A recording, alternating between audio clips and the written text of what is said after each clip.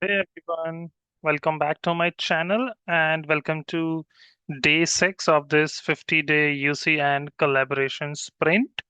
Today we are actually going to discuss about the trunk creation in Control Hub, like whether can we do the registration based or we can do the registration based. So previously I thought to discuss about that Zoom provider exchange versus operator connect, but both are like exactly same, and I have discussed about operator connect earlier as well. So I thought to change the topic for this day 6, and that's where I landed on this trunk creation on Control Hub, right? So we have like two methods, registration based and just certificate based. In what scenarios we can go ahead with the registration or certification, that is what I am going to discuss it in today's lecture. So what we are going to cover today is like where you can find trunk creation in Control Hub, and then two methods like registration based trunk and certification based trunk, and what all other things required on these two trunk based configuration, and then what Control Hub shows you whenever you configure the trunk, and then the decision guide, like what you can actually decide whether you are going with the registration or the certificate based. So if you are going on the Webex Control Hub and you are going to create a trunk on your Control Hub, this would be actually the exact path you can actually follow. Go to this admin.webex Control Hub, and then on the left navigation bar, you can go to calling, and under the trunk section, you can go to this add trunk option. You can add the name or the location, like whatever you have wanted to add. And then this is actually the most important thing. Choose trunk type. That is the main decision point here, and that is what I am going to discuss with you in detail on this particular trunk type option. Okay, so now in this trunk type, actually, you will be able to see two options: registration based and certificate based. This is actually a drop down. Cisco actually gives you an option to choose either of these two, either registration or the certificate. Based on that, you will actually select, or I can say, if you are going ahead with this registration based, then you will be having Cube only as a local gateway.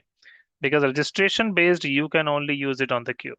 And for all other SBCs, you can go ahead with this audio codes, like for all other SBC, like audio codes or ribbon or any other SBCs which are certified by Cisco. Okay. So what all are the things, what all are the steps whenever you actually click on this registration based, what you need to actually fill it out and what you actually get after creation of the SIP trunk on the control.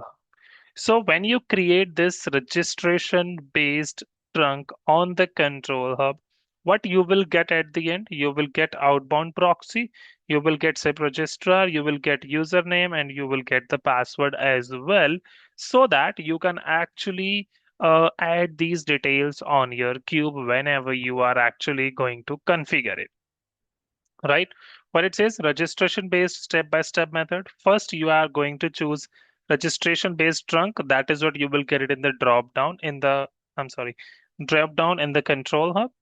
Then when you fill out the details, like after registration, after clicking on this registration base, then you will select the cube.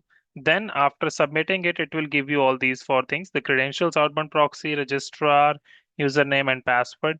You need to actually copy all these things, and you can actually like paste it in your notepad so that you can actually add it on the cube whenever you are doing configuration, right? That is what it says. Save password immediately, shown once only. So if you close that, you will not be able to retrieve that password that time, right? Configure SBC registration. So it says on cube, this is actually for registration based. You cannot do these things like audio codes or ribbon, right? So for this registration based on cube, you need to add this credentials, registrar, TLS transport, whatever you have. Verify trunk registration. Control hub status changes registered when SPC sends successful register message. So when you are on Cube and you have added all these things, the four things what we discussed, like username, password, and then SIP registrar, and the outbound proxy. So as soon as you configure these things on your cube on the side of the Webex, then your trunk status will get changed to registered. If that is registered, that means your Webex calling Webex control hub is actually connected with your cube.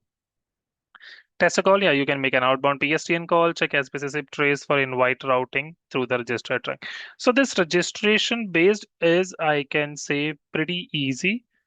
And when you have this particular cube in your environment, then this is the easiest method you can go ahead with this registration based. If you are actually using any other codecs, you need to actually go ahead with the certificate based, because you need to create mutual TLS connection, because those are, we can say, the third party SBCs, right? This is from Cisco, and that is why we can do registration based as well. Okay, here what it will do, it will just send a register message, and it will get a response of 200. Okay, and then your trunk will register. Okay, now in the next one, if we check, we have this certificate based option.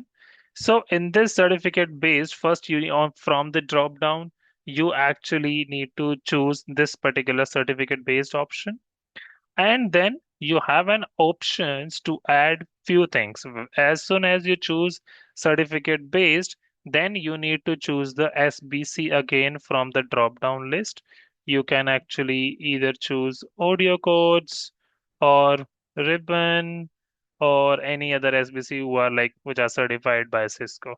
Maybe I think any node, or maybe others as well, or Oracle. There are many, right? So you can choose from the drop down list. After choosing that, it will ask you to enter the SBC FQDN, or either FQDN or SRV records. If you wanted to do it with the help of SRV records or the SBC FQDN, you can choose it. Like it will be a like a radio button which you can choose. Then it says, yeah, it should exactly match the SAN in your SBC TLS certificate, character for character. SAN is, can say, subject alternate name. So whatever you are going to choose in the certificate, like whatever FQDN you are going to choose, it should be the same here in FQDN as well, right? Then as soon as is like after adding this particular subject FQDN in your certificate based configuration, you need to add, after that you need to add the port number as well, right? And then I believe there is an option to add the number of sessions whenever you are creating this thing. Number of sessions as well you need to actually create, right? Then it says, yeah, save. Once you save it, note the destination address. This is the Webex SIP interface your SBC will send all call traffic to. So once you create these things on the Webex control hub, you will get the proxy address, Webex SIP proxy edge address, something, something, you will get it. Then it says configure SBC point to destination address. Now you will need to go to either of your SBC like audio codes ribbon, whatever you are using, and then you need to point the traffic to this destination address from your SBC, right? Set as outbound SIP proxy. SBC presents its certificate on every TLS connection. No username password needed here. Verify trunk status. Once everything is configured on the SBC side, then it will show connected. It says control hub shows connected when SBC initiates mutual TLS and Webex validates the certificate successfully. Okay. Status not connected until SBC sends mTLS connect.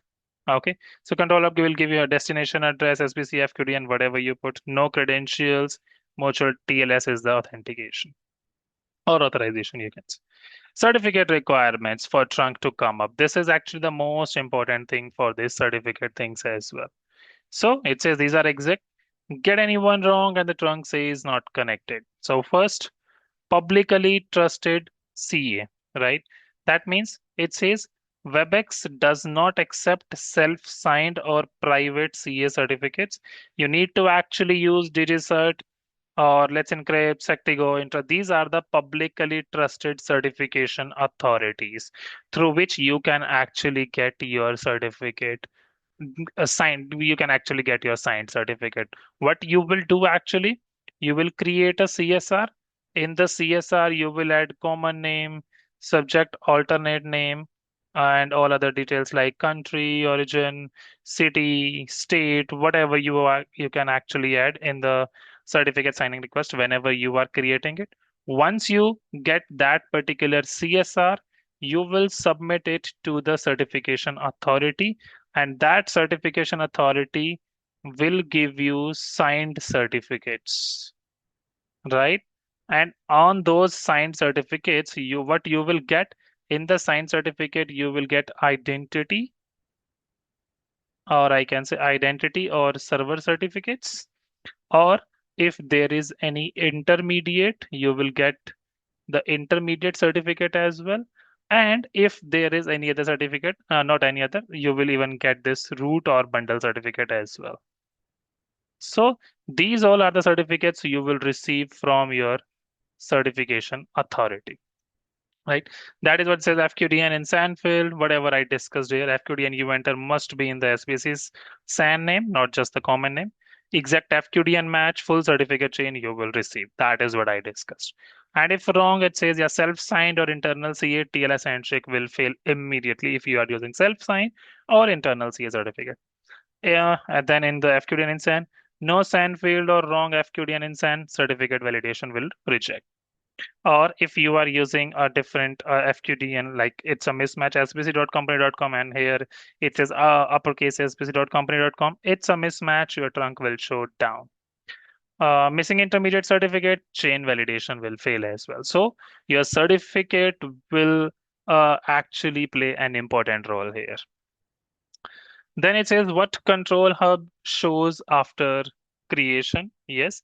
In the registration based trunk, you will get this outbound, say proxy, registrar, username, password, right? Trunk status shows not registered. What you need to do? So, like in the registration based trunk, you need to actually check it out on your cube as well if your trunk status is showing not registered and all, right? In the certificate based trunk, you will get these things: destination, SPC, FQDN, username, password is not applicable, trunk status not connected. That means you need to check all your certificates and all those things on your SBC as well. This is just, it will show not connected as soon as you just created a trunk on your Webex. You have not connected anything, whether it's on the cube or on your audio codes or any other ribbon or any other SBC as well. Okay. Then it says which one should you choose? Simple. Choose registration based. Like if you're in a lab, use your development environment, or you are having Cube and you wanted to use it, then you can choose this registration based. No publicly trusted certificate or an SBC yet, fastest path, team unfamiliar with PKI or certificates, you can actually go ahead with the Cube. Choose certificate based, although if you are using Webex calling and also you are using Cube, you don't need the certificates on the Cisco side, but on the PSTN side, you need that. You need to upload those certificates. And if you are going to choose certificate based, yeah, your production deployment, Cisco recommended this. Publicly trusted certificate, you already have it on SBC, and you need mutual authentication, no registration, refresh dependency as well. Critical things that keeps your trunks down in production. Password shown once, you should have that password copied immediately, otherwise you will not be able to retrieve that. FQDN must be exact match. Yeah, that's what we discussed. SAN field as well, it's mandatory. Publicly trusted C only, no internal or the self-signed. And you need to make sure your certificate is not expired. Certificate expiry means trunk will drop the connection, right? So set trainer reminders at like 60, 30, or 7 days before expiry. Treat it as a priority one actually. So this is just a comparison, full comparison between registration and certificate based.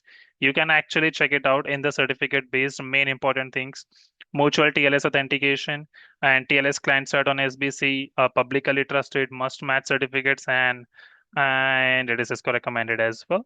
Although this registration base is also recommended by Cisco if using like Cube in your environment. It's not something it's not being used. It is widely used as well if you are using Cube.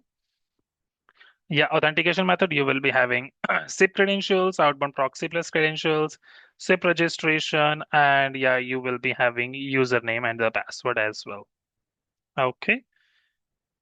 Then, yes, that's actually for the day 6, where we discussed about this registration based and the certificate based, where you can actually use certificate based, where you can actually use the registration based as well. It's actually a long, we can say, if you are going ahead with the certificate based, you have to do so many things related to the certificates and all. If you are going ahead with the registration based and you are having a cube, there is nothing you need to do for the certificate based things, right? So this is actually all for this day 6. Next one, we are actually going to discuss like whether like is the traditional SIP trunk dead, how Cloud Voice is actually changing the enterprises as well. Okay, so we are actually going to discuss this in our next lecture. And if you have any doubts in this one, registration based, certificate based, you can let me know in the comment section as well. And if you are looking for any help and if you are looking for this particular presentation as well, you can let me know in the comment section. Just share me your email ID. I will definitely share you this particular presentation as well. Maybe hope it will be helpful in the near future as well for you. Okay, so I hope you really like this video. If you really like it, please let me know in the comment section, and please like it, share it, and subscribe to my channel so that you will get notifications of all my upcoming videos. Thank you.